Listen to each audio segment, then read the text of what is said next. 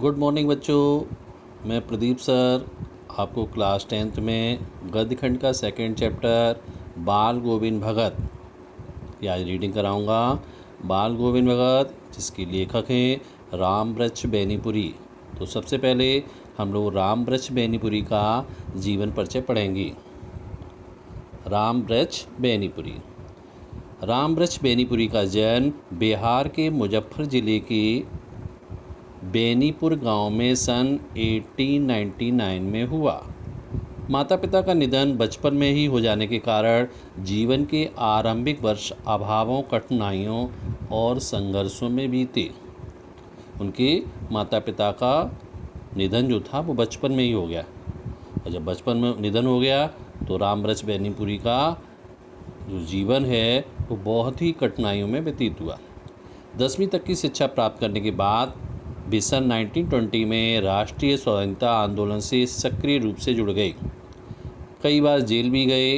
उनका देहावसान सन 1968 में हुआ। 15 वर्ष की अवस्था में बेनीपुर जी की रचनाएं पत्र पत्रिकाओं में छपने लगीं। सोचो, मात्र 15 वर्ष की अवस्था में राम वृक्ष बेनीपुरी की रचनाएं छपने लगीं पत्र और पत्रिकाओं में। वे बेहद प्रतिभाशाली पत्रकार थे। उन्होंने अनेक दैनिक, साप्ताहिक एवं मासिक पत्र पत्रिकाओं का संपादन किया, जिनमें तरुण, भारत, किसान, मित्र, बालक, युवक, युवी, जनता, जनवाणी और नई धारा उल्लेखनीय है। गद्य की विविध विधाओं में उनके लेखन को व्यापक प्रतिष्ठा मिली। उनका पूरा साहित्य बेनीपुरी रचनावली के 8 खंडों में प्रकाशित है। उनकी रचना यात्रा के महत्वपूर्ण पड़ाव हैं पतितों के देश, ये उपन्यास है, चिता के फूल कहानी है, ये अम्रपाली ये नाटक है, माटी की मूर्तें रेखाचित्र, पैरों में पंख बांधकर यह यात्रा वृतांत है, जंजीरें और दीवारें यह संस्मरण है। आज उनकी रचनाओं में स्वाधीनता की चेतना, मनुष्यता की चिंता और इतिहास की योगानुरूप व्याख्या है। विशिष्ट शैलीकार होने के कारण उन्हें कलम का जादूगर कहा जाता है। कलम का जादूगर किसे कहा जाता है? राम वृक्ष बेनीपुरी को। क्यों कहा जाता है? क्योंकि वह एक विशिष्ट शैलीकार हैं। बाल गोविंद भगत रेखाचित्र के माध्यम से लेखक ने एक ऐसे विलक्षण चरित्र का उद्घाटन किया है जो मनुष्यता और लोक संस्कृति और सामूहिक चेतना का प्रतीक है। वेशभूषा या बाह्य अनुष्ठानों से कोई सन्यासी नहीं होता। सन्यास का आधार जीवन के मानवीय सरोकार होते हैं। बाल गोविंद भगत इसी आधार पर लेखक को सन्यासी लगते हैं। यह पाठ सामाजिक रूढ़ियों पर भी प्रहार करता है। इस रेखाचित्र की एक विशेषता यह है कि बाल गोविंद भगत के माध्यम से ग्रामीण जीवन की सजीव झांकी देखने को मिलती है कि ग्रामीण जीवन का परिवेश कैसा होता है, वहाँ के लोगों का रहन सहन कैसा होता है, वहाँ फसलें किस प्रकार से तैयार की जाती हैं, किस प्रकार से बीज बोए जाते हैं, आदि का वर्णन राम वृक्ष बेनीपुरी ने अपने इस चैप्टर बाल गोविंद भगत में किया है। अब हम सबसे पहले बाल गोविंद भगत में पात्र हैं बाल गोविंद भगत, यानी इस चैप्टर के पात्र भी बाल गोविंद भगत हैं। तो सबसे पहले हम इनका पात्र परिचय सुनेंगे। बाल गोविंद भगत एक संयमी, सच्चे साधक और साधु की समस्त विशेषताओं से युक्त व्यक्तित्व है उनका। पॉइंट नंबर 2, प्रभु भक्ति में अगाध श्रद्धा है, शुद्ध एवं सच्चा व्यवहार है, कभी झूठ नहीं बोलते। नेक्स्ट पॉइंट, सशक्त गीतों की भावपूर्ण प्रस्तुत क्षमता है, यानी गीत बहुत अच्छी तरीके से गाते हैं।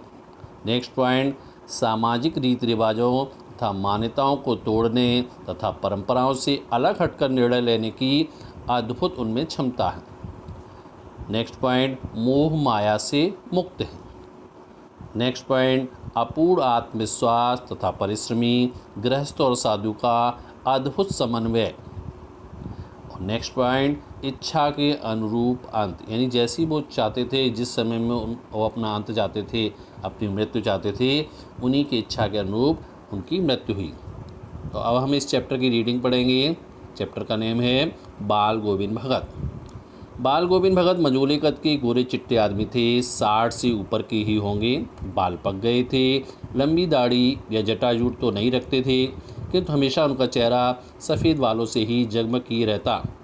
कपड़े बिल्कुल कम पहनते। कमर में एक लंगोटी मात्र और सिर में कबीर पंथियों की सी कनफटी टोपी। जब जाड़ा आता एक काली कमली ऊपर से ओढ़े रहते। मस्तक पर हमेशा चमकता हुआ रामानंदी चंदन लगाते, जो नाक के एक छोर से ही औरतों की टीके की तरह शुरू होता। गले में तुलसी की जड़ों की एक बेडौल माला बांधे रहते। ऊपर की तस्वीर से यह नहीं माना जाए कि बाल गोविंद भगत साधु थे। नहीं, बिल्कुल गृहस्थ। उनकी गृहिणी की तो मुझे याद नहीं। उनके बेटे और पतों को तो मैंने देखा था। थोड़ी खेतीबाड़ी भी थी। एक अच्छा साफ सुथरा मकान भी था। किसका? बाल गोविंद भगत का। किंतु खेतीबाड़ी करते परिवार रखते भी बाल गोविंद भगत साधु थे। साधु की सब परिभाषाओं में खरे उतरने वाले। कबीर को साहब मानते थे। उन्हीं के गीतों को गाते थे। उन्हीं के आदेशों पर चलते। कभी झूठ नहीं बोलते। खराब व्यवहार रखते। किसी से भी दो टूक बात करने में संकोच नहीं करते। न किसी से खामखा झगड़ा मोल लेते। किसी की चीज़ नहीं छूते, ना बिना पूछे व्यवहार में लाते। इस नियम को कभी कभी इतनी बारीकी तक ले जाते कि लोगों को कुतूहल होता। कभी वह दूसरे के खेत में शौच के लिए भी नहीं बैठते। वह ग्रस्त थे, लेकिन उनकी सब चीज़ साहब किसे मानते थे? कबीर को। जो कुछ खेत में पैदा होता था उसे सिर पर लाद कर पहले उसे साहब के दरबार में ले जाते थे। उनके घर से 4 कोस दूर पर था। कितनी दूर था? 4 कोस दूर। कहाँ? साहब का दरबार। साहब कौन थे? कबीर जी। एक कबीरपंथी मठ से मतलब वह दरबार में भेंट रूप रख लिया जाकर प्रसाद रूप में उन्हें जो मिलता उसे घर लाते और उसी से गुजर चलाते। इन सब के ऊपर मैं तो मुग्ध था उनके मधुर गान पर। सदा सर्वदा ही सुनने को मिलते कबीर के वे सीधे सादे पद, जो उनके कंठ से निकलकर सजीव हो उठते। आषाढ़ की रिमझिम समूचा गांव खेतों में उतर पड़ा। कहीं हल चल रहे थे, कहीं रोपनी हो रही थी। धान के पानी भरे खेतों में बच्चे उछल रहे हैं। औरतें कलेवा लेकर मेड़ पर बैठी हैं। आसमान बादल से घिरा हुआ है। धूप का नाम नहीं, ठंडी पुरवाई चल रही है। ऐसे ही समय आपके कानों में एक स्वर तरंग झंकार सी कर उठी। यह क्या है? यह कौन है? यह पूछना ना पड़ेगा। बाल गोविंद भगत समूचा शरीर कीचड़ में रेथड़े हैं। अपने खेत में रोपनी कर रहे हैं। उनकी उंगली एक एक धान के पौधे को पंक्तिबद्ध खेत में बिठा रही है। उनका कंठ एक एक शब्द को संगीत के जीने पर चढ़ाकर कुछ को ऊपर स्वर की ओर भेज रहा है और कुछ को इस पृथ्वी की मिट्टी पर खड़े लोगों के कानों की ओर। बच्चे खेलते हुए झूम उठते हैं। मेड़ पर खड़ी औरतों के होंठ कांप उठते हैं। वे गुनगुनाने लगती हैं। हलवाओं के पैर ताल से उठने लगते हैं। रोपनी करने वालों की उंगलियां एक अजीब क्रम से चलने लगती हैं। बाल गोविंद भगत का यह संगीत है या जादू? भादों की वह अंधेरी प्रतियाँ। अभी थोड़ी देर पहले मूसलाधार वर्षा खत्म हुई। बादलों की गरज, बिजली की तड़प में आपने कुछ नहीं सुना हो, किंतु अब झिल्ली की झंकार, दादरों की टरटर, दादर मीन्स मेढक, बाल गोविंद भगत के संगीत को अपने कोलाहल में डुबो नहीं सकती। उनकी खंजड़ी डिमक डिमक कर बज रही है और वे गा रहे हैं। गोदी में पेवा चमक उठे सकिया, चिहुक उठे ना, हाँ पिया तो गोद में ही, किंतु वह समझती है वह अकेली है। चमक उठती है, चिहुक उठती है। उसी भरे बादलों वाले भादों की आधी रात में उनका यह गाना अंधेरे में अकस्मात कौंध उठने वाली बिजली की तरह किसे न चौंका देता। अरे अब सारा संसार निस्तब्धता में सोया है। बाल गोविंद भगत का संगीत जाग रहा है, जगा रहा है। तेरी गट्ठी में लागा चोर मुसाफिर जाग जरा। यह बाल गोविंद भगत का फ़ोटो है, जिसमें बाल गोविंद भगत अपने कबीर के पदों को गा रहे हैं अपनी खंजड़ी को बजाकर। उनके साथ में उनके गांव के और लोग भी हैं। कार्तिक आया नहीं, बाल गोविंद भगत की प्रभातियाँ शुरू हुई जो फागुन तक चला करती हैं। इन दिनों वह सवेरे ही उठते, न जाने किस वक्त जगकर वह नदी स्नान को जाते, गांव से 2 मील दूर वहां से नहा धोकर लौटते और गांव के बाहर ही पोखरे के ऊंचे भिंडे पर अपनी खंजड़ी लेकर जा बैठते और अपने गाने टेरने लगते। मैं शुरू से ही देर तक सोने वाला हूँ कि एक दिन माँ की उस दांत किटकिटाने वाली भोर में भी उनका संगीत मुझे पोखरे पर ले गया था। अभी आसमान के तारों के दीपक बुझे नहीं थे। हाँ, पूरब में लोई लग गई थी जिसकी लालिमा को शुक्र तारा और बढ़ा रहा था। खेत, बगीचा, घर सब पर कुहासा छा रहा था। सारा वातावरण अजीब रहस्यमय से आवृत मालूम पड़ता था। उस रहस्यमय वातावरण में एक कुश की चटाई पर पूरा मुँह काली कमली ओढ़े बाल गोविंद भगत अपनी खंजरी लिए बैठे। उनके मुंह से शब्दों का तांता लगा था। उनकी अंगुलियां खंजरी पर लगातार चल रही थीं। गाते गाते इतने मस्त हो जाते, इतने सुरूर में आते, उत्तेजित उठते कि मालूम होता अब खड़े हो जाएंगे। कमली तो बार बार सिर से नीचे सरक जाती। मैं जाड़े से कपकपा रहा था। मैं से मतलब लेखक। किंतु तारे की छाँव में भी उनके मस्तक के श्रम बिंदु जब तब चमक ही पड़ते। गर्मियों में उनकी संध्या कितनी उमस भरी शाम को न शीतल करती। अपने घर के आंगन में आसन जमा बैठते। गांव के उनके कुछ प्रेमी भी जुट जाते। खंजड़ियाँ और करतालों की भरमार हो जाती।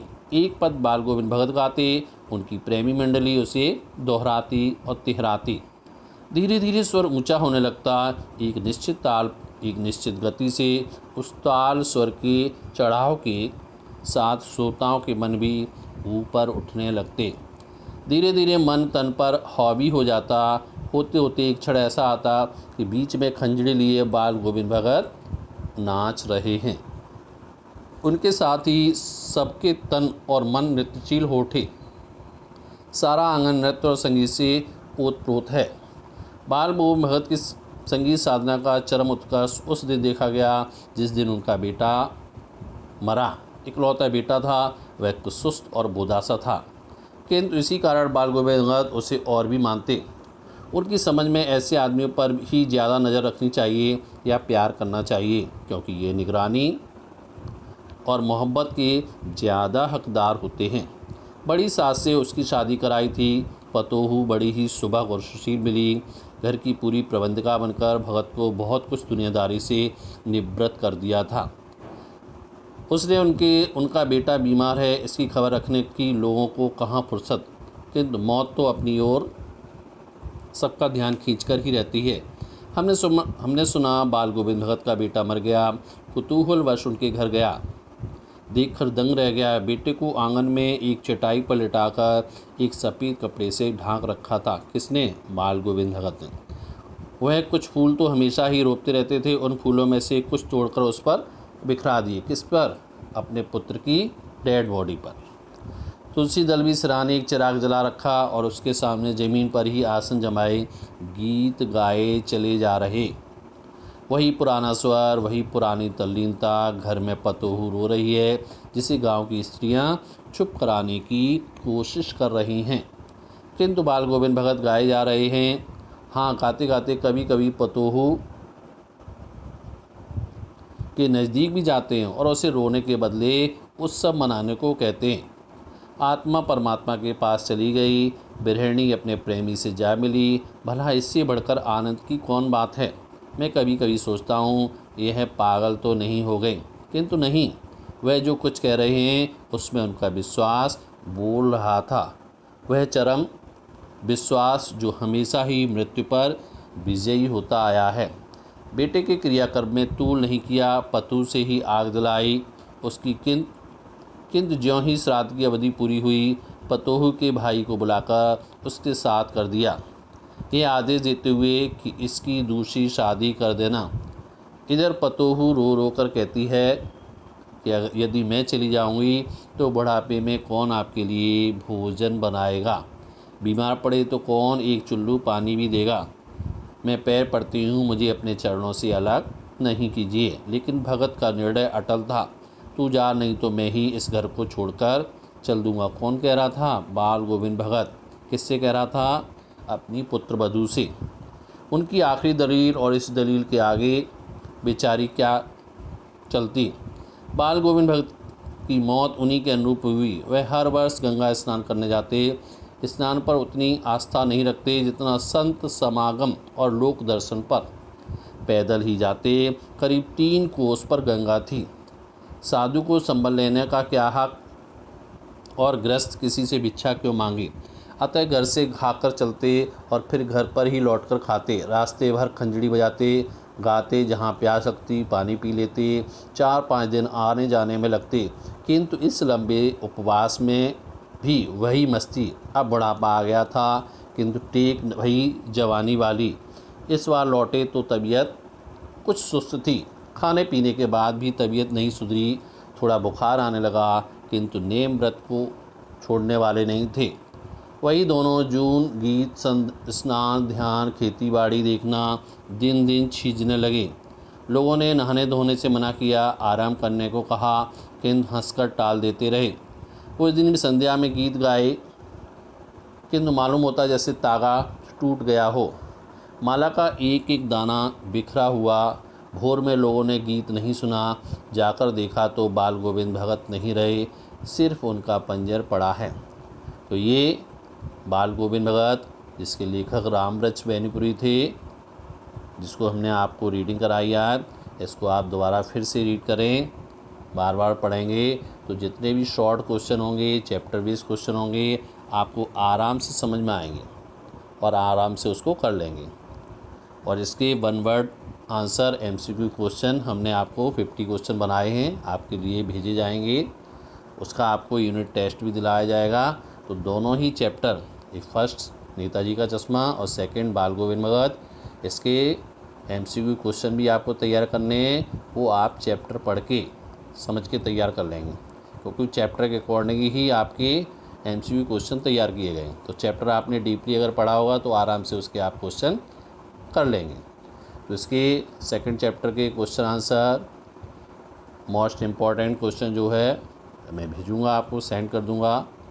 आप इस चैप्टर को दोबारा रीड करें और बार बार पढ़ के इसको समझेंगे। Thank you, have a nice day.